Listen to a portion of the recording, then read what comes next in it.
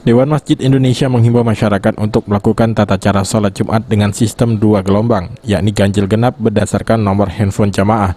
Hal ini mengacu dan tertuang pada surat edaran tanggal 16 Juni 2020 lalu, yang telah ditandatangani Ketua Dewan Masjid Indonesia Yusuf Kala.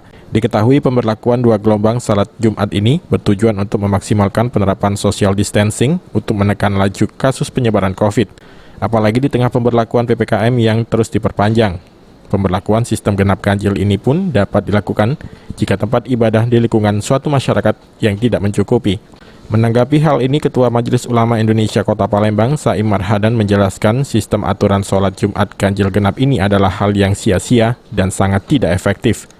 Jika memang tujuan diberlakukannya sistem sholat ganjil genap untuk memaksimalkan penerapan social distancing karena tempat yang sempit, sudah sepatutnya pengurus masjid yang bekerja sama dengan aparat dan ketua RT maupun RW di lingkungan setempat untuk menjadikan musola di lingkungan sekitar warga sebagai tempat pelaksanaan sholat Jumat, atau juga bisa menyiapkan gedung di lingkungan sekitar yang luas untuk dapat digunakan sholat Jumat.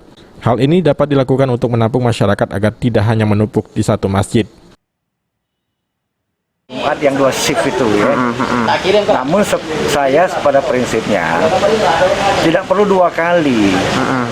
Jadi kita bisa 1 kali. Nah, oleh karena itu untuk mengurangi kerumunan di masjid, itu bisa kita manfaatkan musola-musola yang ada di sekitar situ. Ada musola, mungkin ada gedung. Itu bisa dimanfaatkan untuk sholat Jumat. Sebab saya khawatirnya, apalagi dikatakan shiftnya itu dibagi sesuai dengan nomor HP yang genap ganjil. Nah, saya khawatirnya nanti kebenaran HP-nya ganjil, sementara hari ini Jumat dia genap, dia pakai HP istrinya nanti. Jadi saya kira itu tidak juga efektif. Jadi saya kira lebih baik kita gunakan musola-musola atau gedung-gedung yang ada di sekitar situ, sehingga dari sini bisa mengurangi kerumunan yang ada di masjid tersebut. Penggunaan gedung segala macam itu tidak mengurangi makna dari sholat Jumat itu, Pak? Tidak, ya, karena kondisi seperti itu kan musola.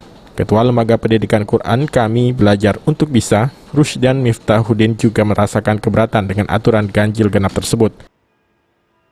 Menurut kita sebagai umat Islam, agama itu jangan dipermainkan, karena negara itu bukan diatur oleh agama, itu bukan diatur oleh negara, tapi justru negara itu harus mengikuti aturan agama. Walaupun sebenarnya bahwa negara Indonesia bukan negara Islam, tapi Indonesia adalah mayoritas orang-orangnya Islam.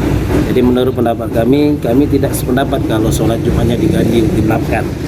Ya, kita yakin kepada Allah, semua penyakit itu pasti ada obatnya, dan semuanya insya Allah akan. Diketahui pada poin surat edaran DMI tertuang pemberlakuan 2 gelombang pada sholat Jumat, yakni gelombang 1 pukul 12 untuk jemaah yang memiliki nomor handphone ujung genap, sedangkan gelombang 2 pukul 13 untuk jemaah yang memiliki nomor handphone ganjil.